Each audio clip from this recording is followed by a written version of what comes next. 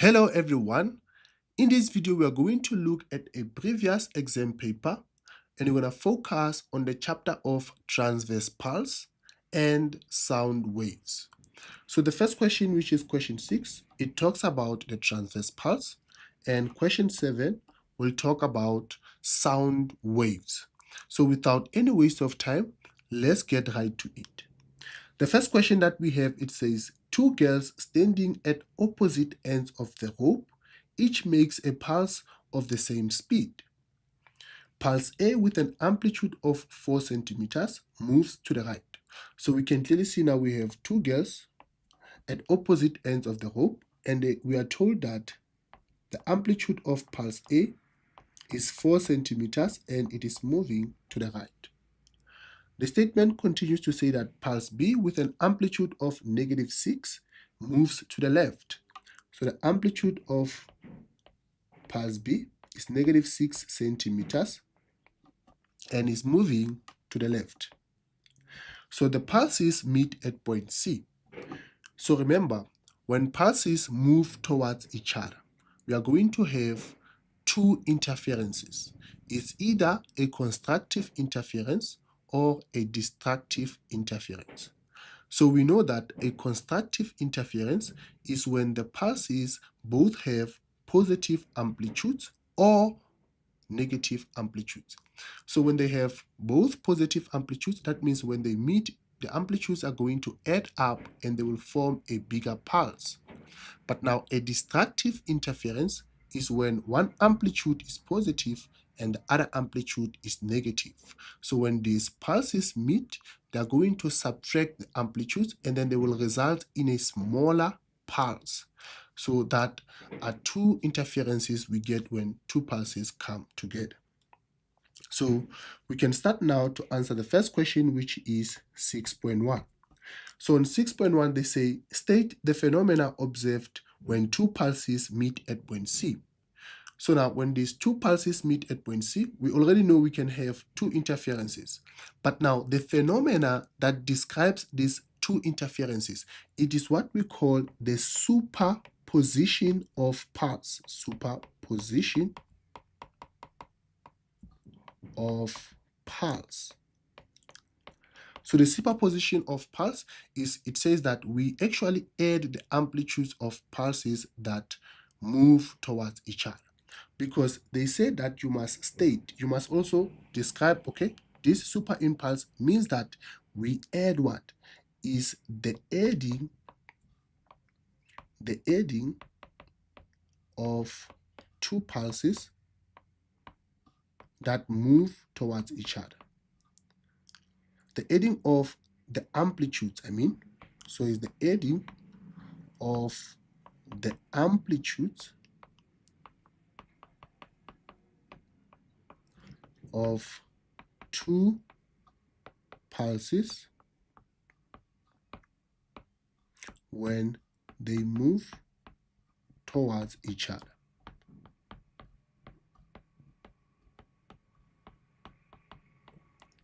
So that is what we call the superposition, and that's the phenomena that is used when pulses come together. Okay, so the question asked the phenomena, the principle. So the principle is a superposition, but we know when they talk about the interferences, we have two types of interferences.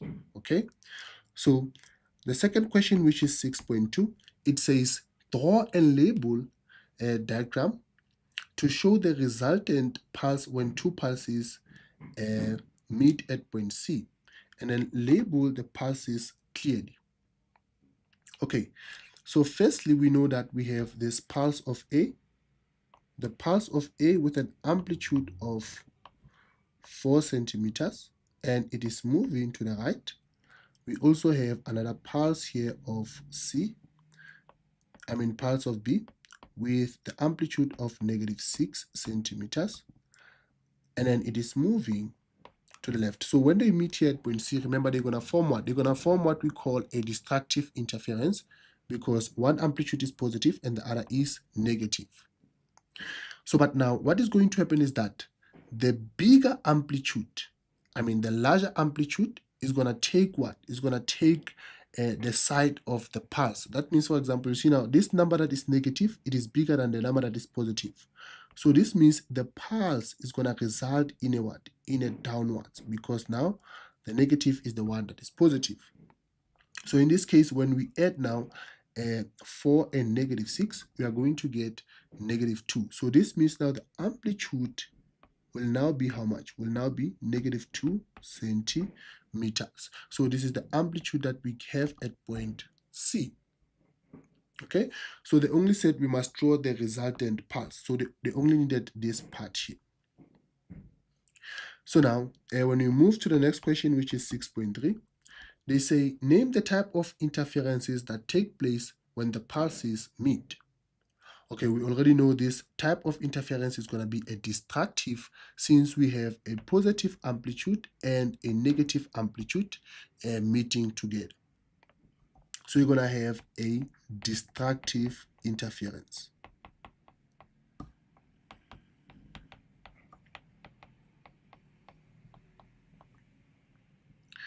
So now 6.4, it says determine the resultant amplitude of the pulses at point C.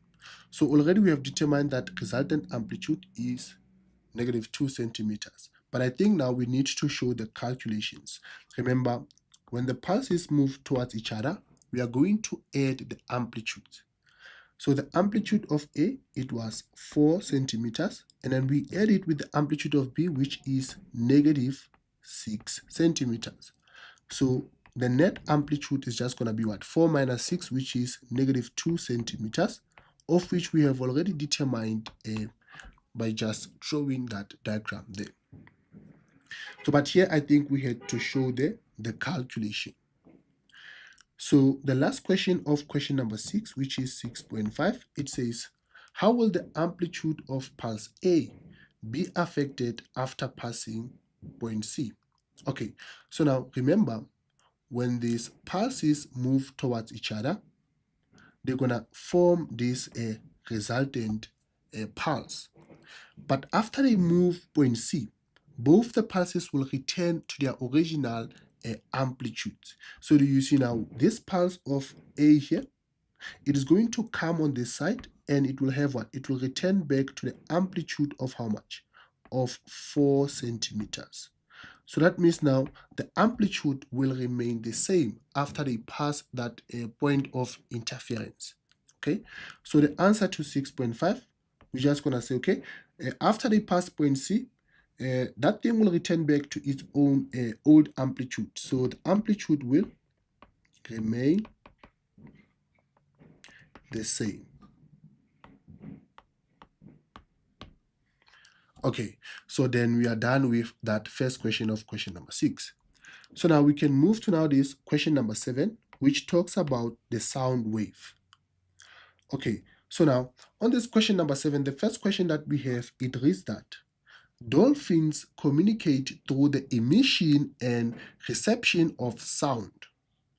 A young dolphin was separated from its mother and started whistling at a frequency of 130 kilohertz to call her mother. So do you see now this young frequency? I mean, young dolphin, it is emitting the frequency of how much? 130 kilohertz. So this means we can now start to record what we have. So we know what? We know this young dolphin is emitting a frequency of 130 kilohertz.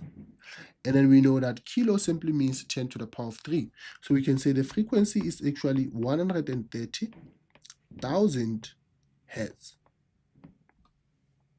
Okay, so now the statement continues to say that the speed of sound in the seawater is 1,480 meters per second. So we know that the speed of sound is 1,480 meters per second.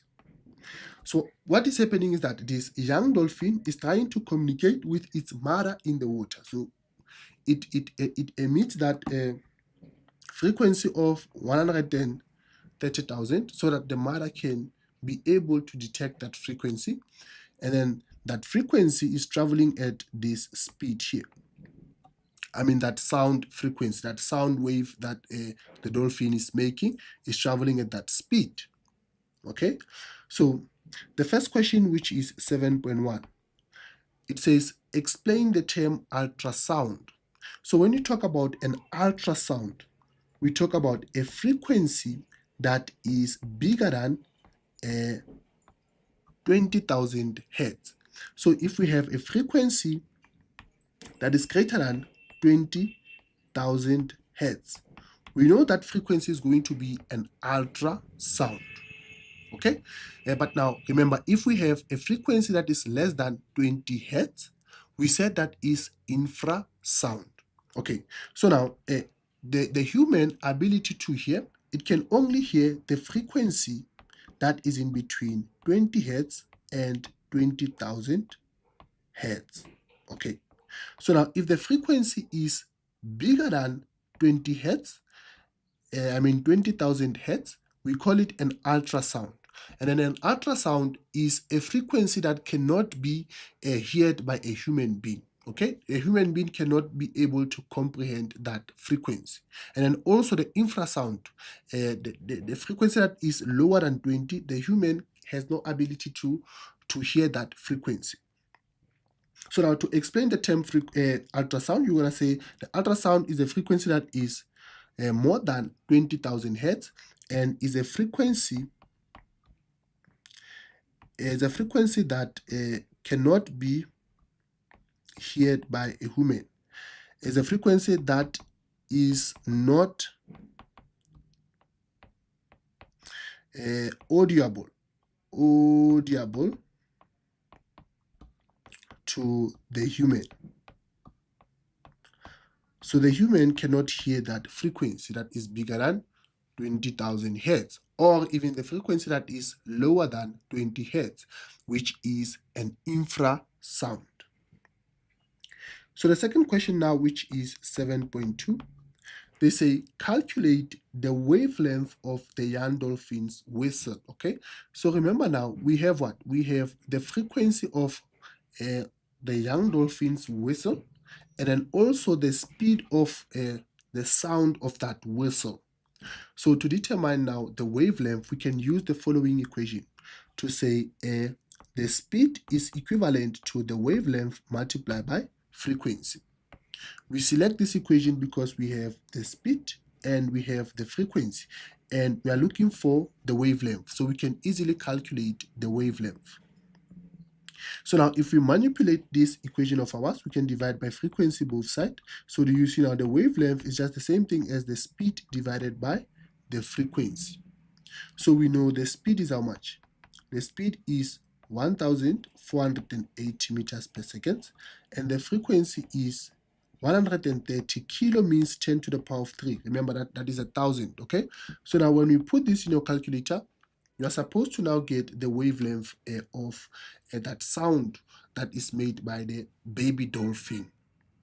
So if you say 1,480 divided by 130 times 10 to the power of 3, you get that the wavelength is 0.011 meters. Okay, so this is the wavelength that is emitted by that sound of the baby dolphin. Okay, so 7.3, they say what? Another dolphin hears the distress call of the young dolphin 2 seconds later. Okay, so you see now, okay, after the dolphin whistles, after 2 seconds, the other dolphin hears the whistle. Hey, someone is whistling there, okay? So they say now, how far apart are the two dolphins from each other? So that means it takes 2 seconds for the sound to travel from young dolphin to the ear of that other dolphin that can hear the whistle of the dolphin after 2 seconds. So now they say we must calculate the distance between the dolphins.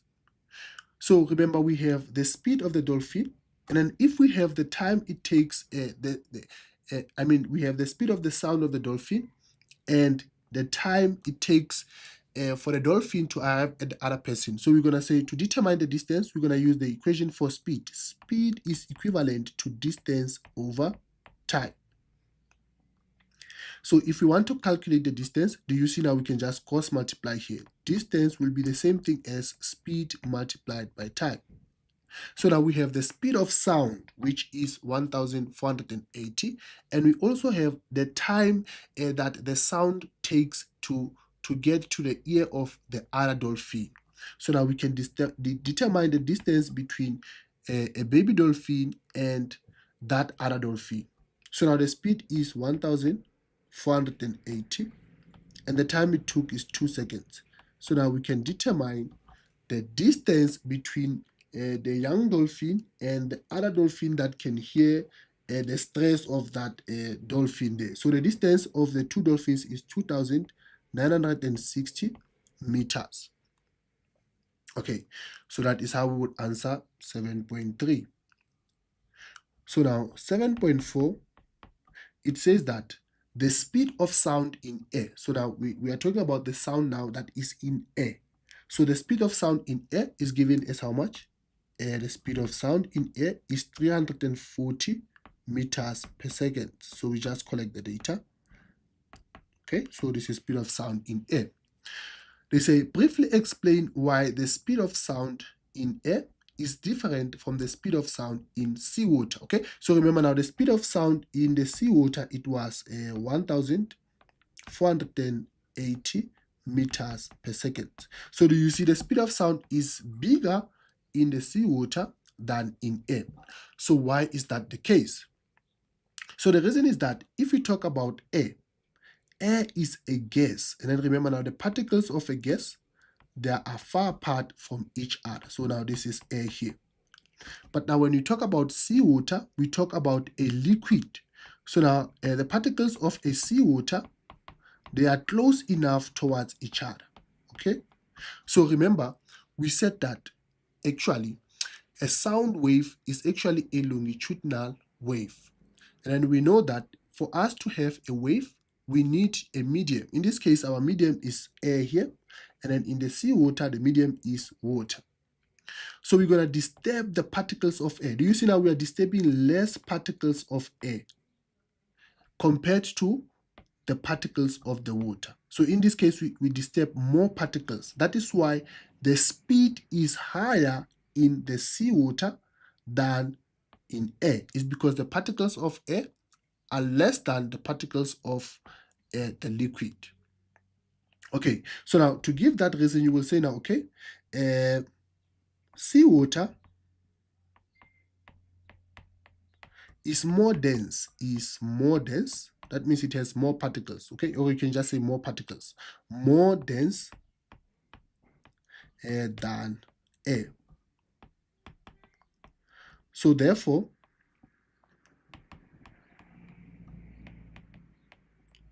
sound travels faster in denser material. Travels faster in denser materials. Materials means mediums. Okay, so sounds travel faster in materials or mediums that has more particles. And then we know that seawater is having more particles than air, because air is a gas and seawater is a liquid. Okay, so that is how we would answer that one there. So now 7.5, it says, describe how dolphins use echolocation to hunt their prey.